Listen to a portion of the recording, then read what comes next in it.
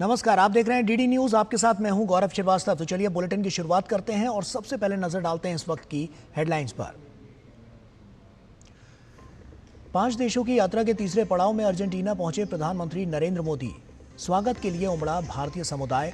भारत माता की जय और मोदी मोदी के लगाए नारे।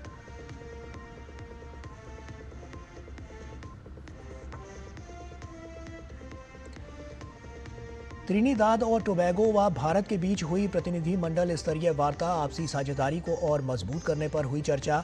Order of the Republic of Trinidad Tobago से प्रधानमंत्री मोदी सम्मानित।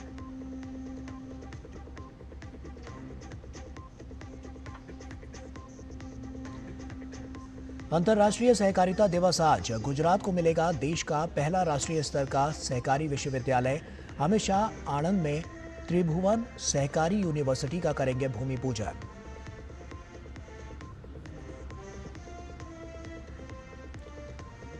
अमेरिकी राष्ट्रपति डोनाल्ड ट्रंप के दस्तखत के बाद वन बिग ब्यूटीफुल बिल बना कानून। कर में राहत और सरकारी खर्चों में होगी भारी कटौती।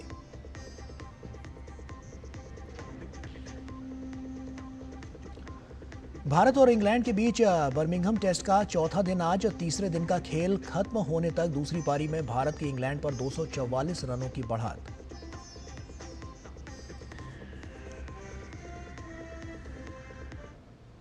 और आइए बुलेटिन की शुरुआत करते हैं।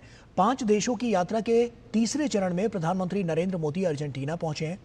राजधानी ब्यूनस आयर्स में प्रधानमंत्री का भव्य स्वागत हुआ। प्रधानमंत्री वहां के राष्ट्रपति के साथ द्विपक्षीय वार्ता करेंगे।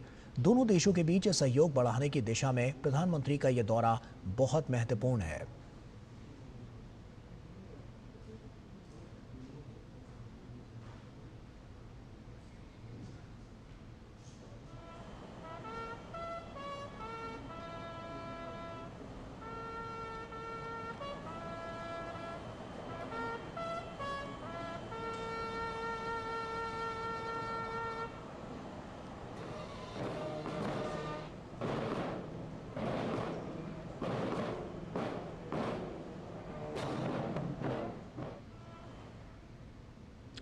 और वहीं प्रधानमंत्री मोदी का ब्यूनस आयर्स में होटल पहुंचने पर शानदार अभिनंदन हुआ।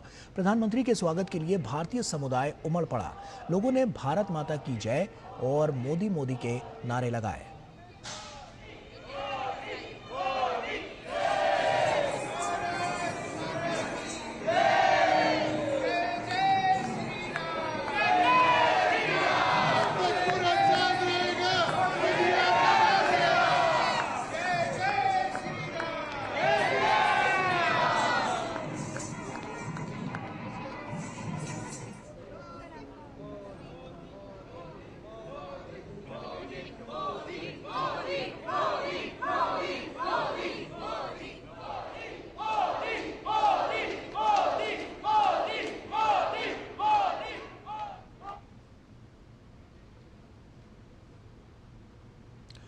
प्रधानमंत्री नरेंद्र मोदी अर्जेंटीना के दौरे पर हैं। राजधानी ब्यूनस आयर्स में बड़ी संख्या में मौजूद भारतीय प्रवासियों ने उत्साह के साथ प्रधानमंत्री का भव्य स्वागत किया। प्रवासियों ने पारंपरिक संगीत और नृत्य के माध्यम से भारतीय संस्कृति का प्रदर्शन किया। आइए देखते हैं इस पर एक खास रिपोर्ट। प्रधानमंत्री नरेंद्र मोदी का अर्जेंटीना में भव्य स्वागत हुआ है। केवल भारतीय और भारतवंशी ही नहीं, लेकिन जो अर्जेंटीना के लोग हैं वो भी काफी गर्मजोशी से उनका स्वागत करते हुए नजर आए हैं। हमारे साथ कई लोग मौजूद हैं, लेकिन सबसे पहले उनसे बात करते हैं जो अर्जेंटीना के निवासी होने के बावजूद भी एक तरह से भारतीय संस्कृति को उनके सामने पेश करते हैं। Anandini, first of all thank you for joining us on Doordarshan. First of all, tell us that what sort of dance performance was this that you presented in front of Prime Minister Modi? Namaskar. We feel honored to present Ammalari. It's a very traditional piece. We are 3 different dancers of different styles, so having this opportunity is something unique in our life. He's such an important personality in the world. आज देखिए यहाँ पे भारत में कई जो राज्य है वहाँ से कई लोग जो अर्जेंटीना में बसे हुए हैं। कोई असम से है, कोई महाराष्ट्र से, कोई गुजरात से है। लेकिन आज यहाँ जो अर्जेंटीना वासी हैं वो एक तरह से आप कह सकते हैं, जो भारतवंशी यहाँ क्यों कह सकते हैं कि हम लोग इंडिया से हैं। और ये लोग आज यहाँ पे कुछ गुनगुना रहे हैं कि वंदे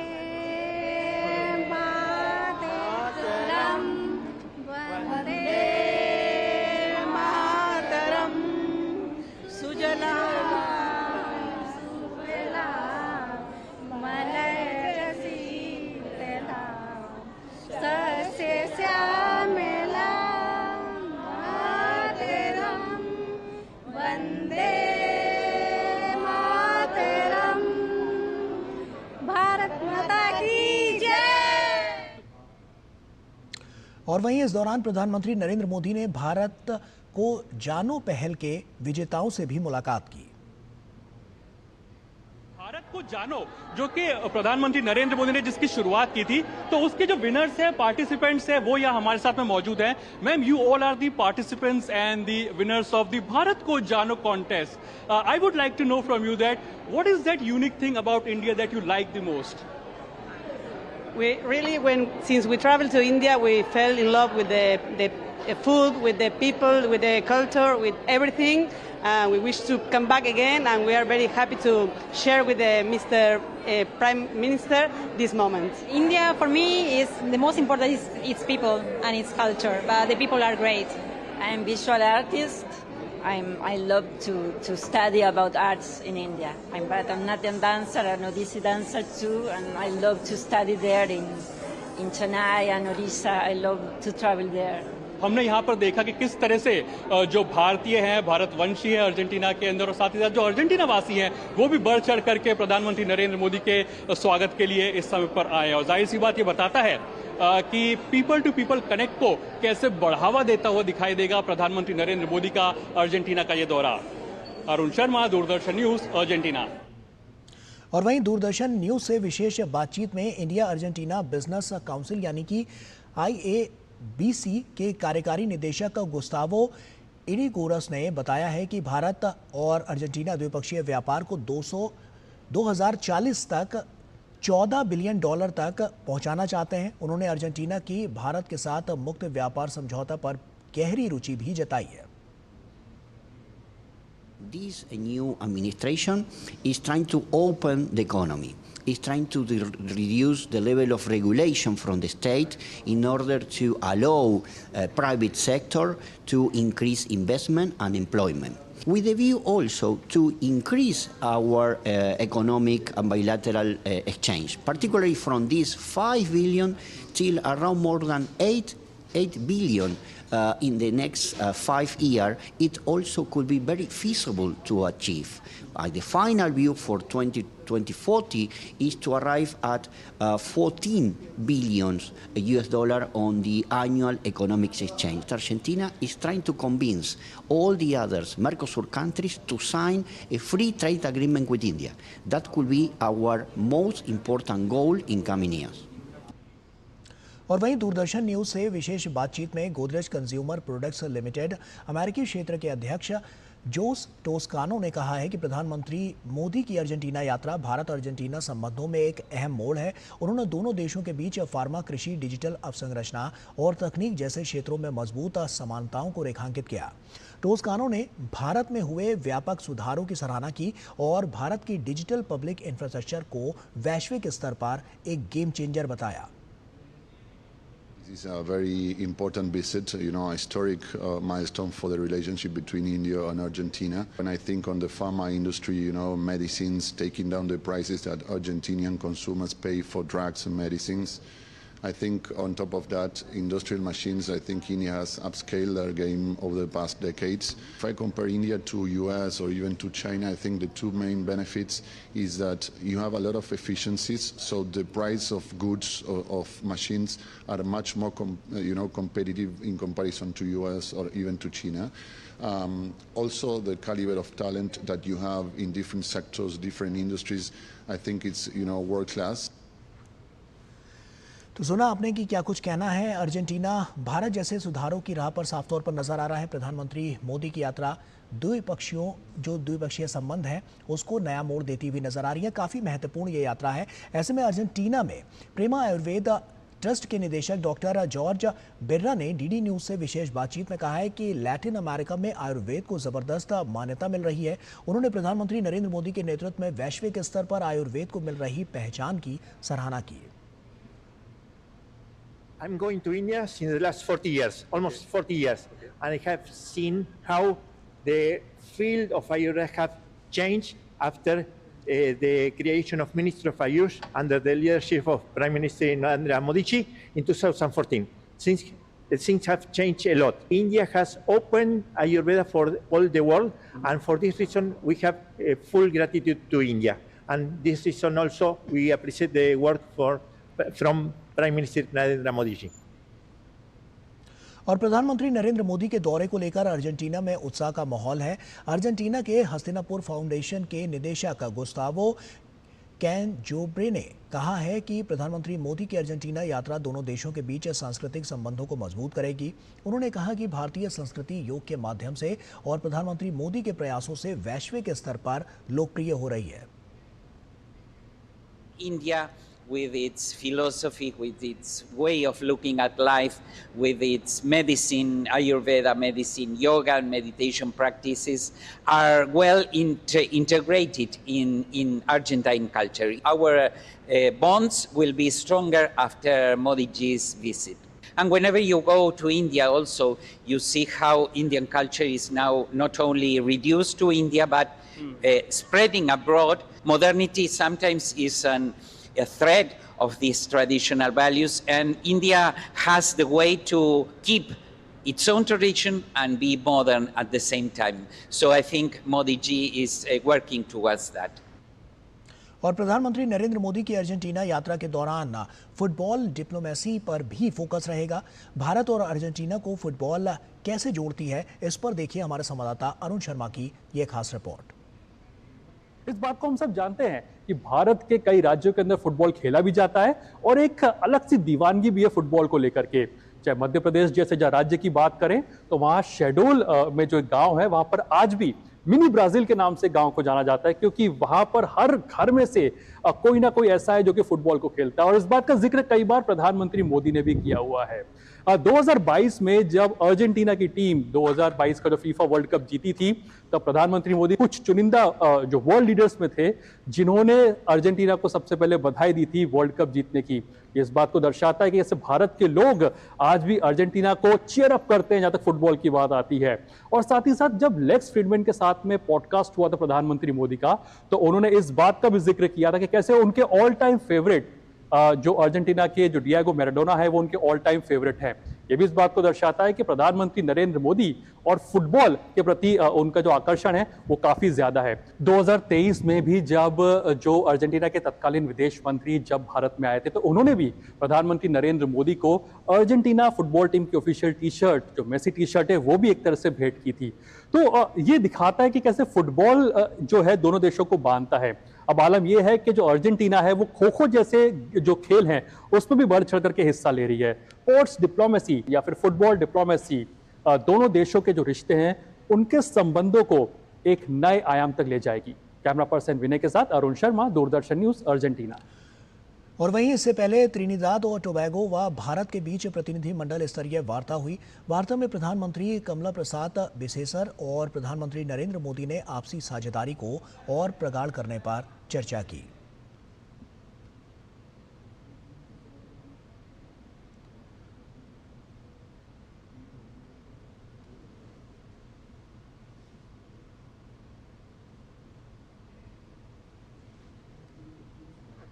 त्रिनिदाद और टोबैगो के दौरे पर प्रधानमंत्री नरेंद्र मोदी ने वहां की संसद को संबोधित किया। अपने संबोधन में प्रधानमंत्री ने कहा, भारत में लोकतंत्र सिर्फ राजनीतिक सिस्टम नहीं बल्कि ये जीवन जीने का एक तरीका है। गौरतलब है कि त्रिनिदाद और टोबैगो की संसद को संबोधित करने वाले प्रधानमंत्री मोदी पहले भारतीय प्रधानमंत्री हैं।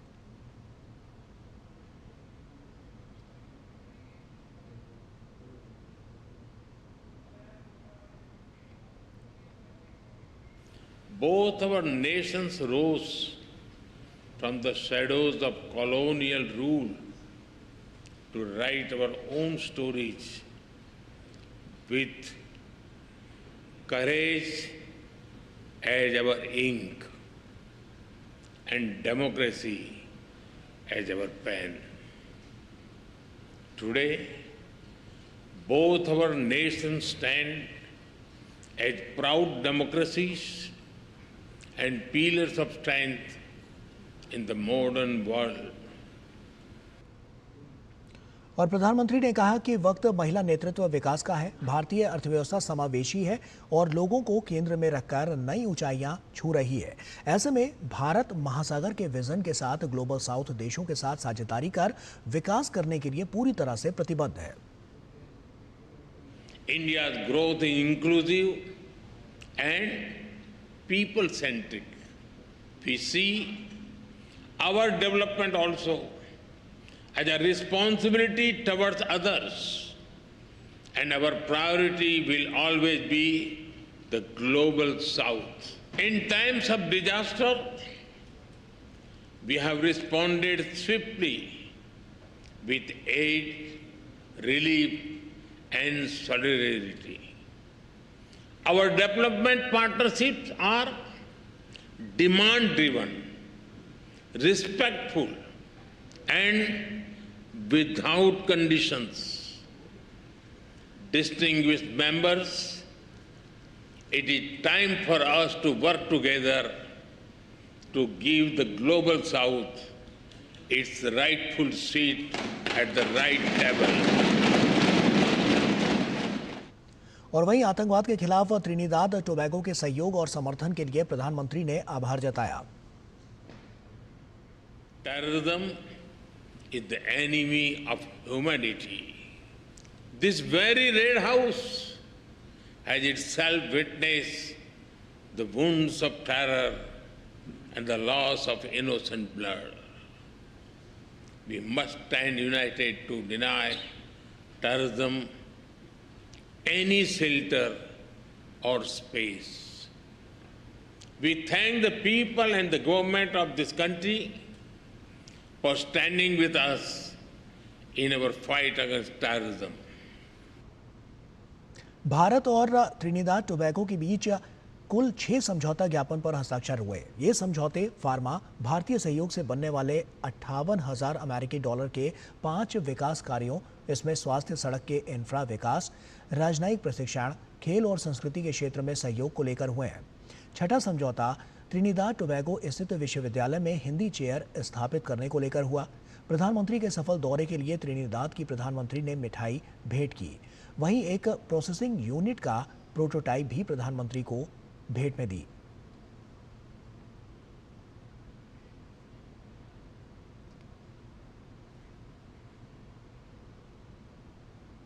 त्रिनिदाद और टोबैगो की राष्ट्रपति गंगालू ने प्रधानमंत्री नरेंद्र मोदी को देश के सर्वोच्च राष्ट्रीय पुरस्कार order of Trinidad and Tobago से सम्मानित किया। Order of the Republic of Trinidad Tobago से प्रधानमंत्री नरेंद्र मोदी को नवाजा गया। प्रवासी भारतीय कार्यक्रम के दौरान त्रिनिदाद की प्रधानमंत्री कमला प्रसाद बिसेसर ने पुरस्कार देने की घोषणा की थी। अंतर्राष्ट्रीय स्तर पर प्रधानमंत्री को मिलने वाला ये 25वां नागरिक सम्मान है। इससे पहले फ्रांस, सऊदी अरब, साइप्रस, रूस, अमेरिका सहित श्रीलंका, भूटान, गयाना, डोमिनिका व अन्य कई देश नागरिक सम्मान दे चुके हैं। प्रधानमंत्री मोदी ने त्रिनिदाद टोबैगो द्वारा दिए गए सम्मान को दोनों देशों की गहन और ऐतिहासिक मित्रता का प्रतीक बताया। उन्होंने 140 करोड़ भारतीयों की ओर से साझा गौरव के तौर पर सम्मान को स्वीकार किया। और वक्त यहां पर एक छोटे से ब्रेक का हो गया है। खबरें और भी हैं, जल्द हाजिर होते हैं।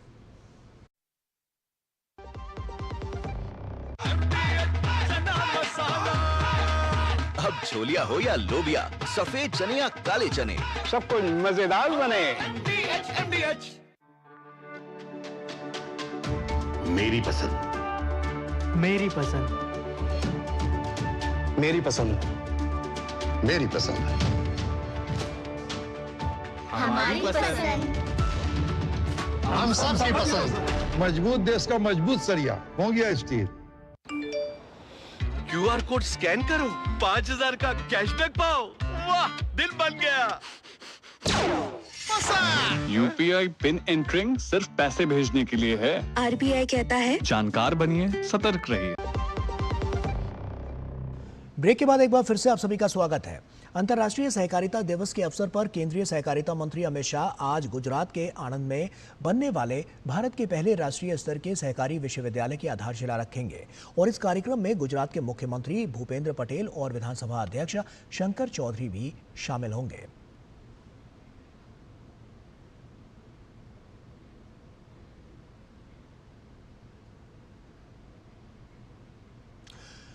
और वहीं आपको बता दें कि अंतर्राष्ट्रीय सहकारिता दिवस के अवसर पर केंद्रीय गृह मंत्री अमित शाह ने एक्स पर इस दिन की शुभकामनाएं देते हुए पोस्ट कर वीडियो साझा किया है। उन्होंने पोस्ट कर लिखा है कि इस अवसर पर सहकारिता की सैकड़ों वर्षों की लंबी यात्रा में निरंतर योगदान देने वाले सभी महानुभावों को नमन करता हूं।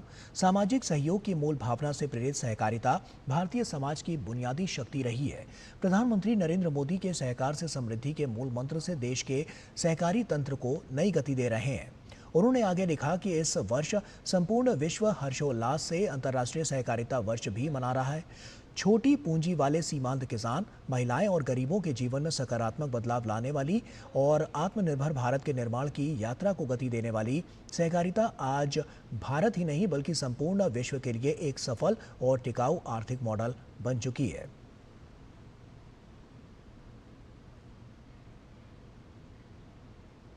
करीब 2 दशकों की दूरी और राजनीतिक मतभेदों को भुलाकर महाराष्ट्र नवनिर्माण सेना MNS प्रमुख राज ठाकरे और शिवसेना उद्धव बालासाहब ठाकरे गुट के प्रमुख उद्धव ठाकरे आज मुंबई के वर्ली स्थित NSCI डोम में एक संयुक्त रैली करने जा रहे हैं और इस रैली को मराठी विजय मिठावा नाम दिया गया है। बीजेपी और शिवसेना शिंदे गुट ने इस रैली को आगामी चुनावों से जोड़ते हुए इसे राजनीतिक अवसरवादिता करार दिया है। राज ठाकरे और उद्धव ठाकरे के रास्ते 2005 में अलग हुए थे, जब राज ने शिवसेना छोड़कर अपनी अलग पार्टी महाराष्ट्र नवनिर्माण सेना की स्थापना की थी। उसके बाद से दोनों नेताओं के बीच न सिर्फ राजनीतिक बल्कि पारिवारिक संबंध भी बेहद तनावपूर्ण रहे हैं। पिछले 20 वर्षों में यह पहला मौका है जब दोनों भाई एक ही मंच पर सार्वजनिक रूप से एक साथ दिखाई देंगे। और वक्त यहां पर एक और छोटी सी ब्रेक का है, जल्द हाजिर होता है। दादी के हाथों का जादू और खुशबू से महकता घर। MDH गरम मसाला, असली मसालों से भरा हूं मैं, क्योंकि हर रिश्ता है स्वाद से जुड़ा। जो लक्ष्य चुना था समझ आने लगा है। GLA यूनिवर्सिटी, उच्च लक्ष्य की निश्चित प्राप्ति। के बाद एक बार फिर से आप सभी का स्वागत है। बाबा बर्फानी के दर्शन करने के लिए लगातार श्रद्धालु भारी संख्या में जा रहे हैं। पूरे जम्मू कश्मीर में उत्सव का माहौल है। श्रद्धालु इस आस्था और परंपरा की यात्रा का हिस्सा बनकर खुद को धन्य महसूस कर रहे हैं। बता दें कि जम्मू कश्मीर के पहलगाम में नूनवान बेस कैंप से श्रद्धालुओं का एक जत्था श्री अमरनाथ बाबा की पवित्र गुफा की ओर रवाना हो गया। पवित्र गुफा की ओर जा रहे तीर्थयात्रियों ने सरकार और प्रशासन की ओर से किए गए प्रबंधों की सराहना की। बाबा सबको अच्छे से दर्शन दे और सबको अच्छे से बुलाए और सबकी यात्रा सफल रहे। दुगना जोश लेकर आइए आप, आपको पहले से और ज्यादा सुविधाएं मिलेगी। बहुत बढ़िया गजब की व्यवस्था करी है शासन ने और प्रशासन ने, दोनों ने मिलकर अच्छी व्यवस्था चल रही। अपने आर्मी के जवान भी, अपनी शासन भी, अपनी पुलिस प्रशासन, अपने नेता लोग, मंत्री ने, सबने अच्छी व्यवस्था जमाई। हाँ, बहुत खुशी, आनंद ही आनंद है। हम जाकर हमारा संसार ऐसे ही बढ़े। व्यवस्था बहुत बढ़िया, अच्छा है। हमारे मोदी भाई ने इतना बढ़िया कर दिया है कि ना कोई कर पाएगा और ना किसी ने कर पाया है। जब तक रहेगा सूरज चांद और तब तक रहेगा हमारे बाबा का नाम। अमरनाथ यात्रा शुरू होने से जम्मू कश्मीर की अर्थव्यवस्था को मजबूती मिली है। यात्रियों की आवक से स्थानीय व्यापारियों जो कि घाटी में होटल और रेहड़ी पटरी व्यवसाय से जुड़े हैं, उन्हें काफी फायदा मिल रहा है।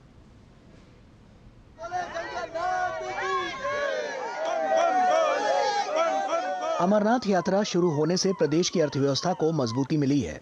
बाजार में रौनक है और सड़कों पर यात्रियों की चहल पहल।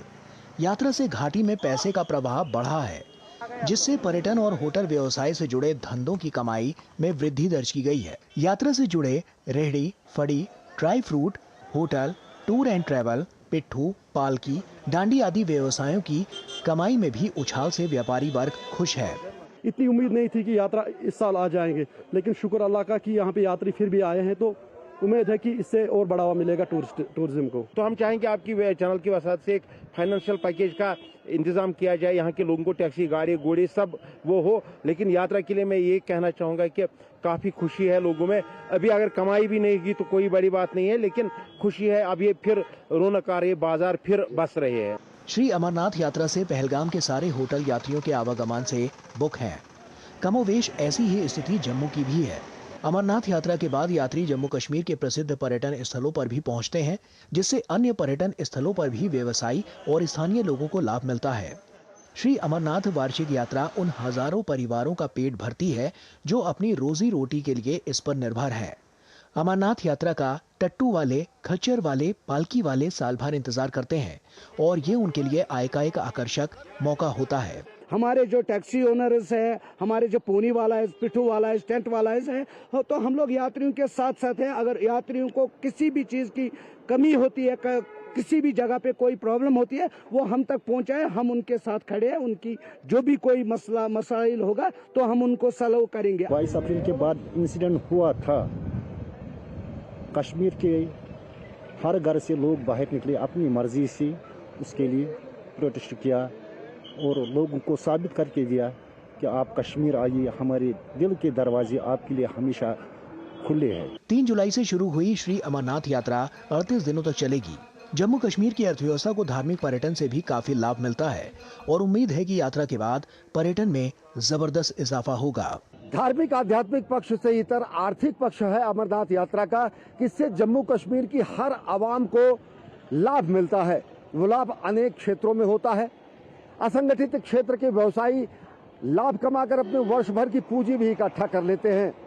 तकरीबन 2000 से 3000 करोड़ रुपए की आय केवल श्री अमरनाथ यात्रा से अनुमानित है। अमरनाथ यात्रा जब सकुशल शांतिपूर्वक संपन्न होगी तो निश्चित तौर से जम्मू कश्मीर की अर्थव्यवस्था की रीढ़ माने जाने वाली टूरिज्म इंडस्ट्री में जबरदस्त उछाल आएगा।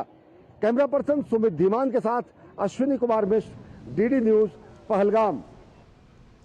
और इसी के साथ फिलहाल इस बुलेटिन में इतना ही। दीजिए इजाजत। नमस्कार।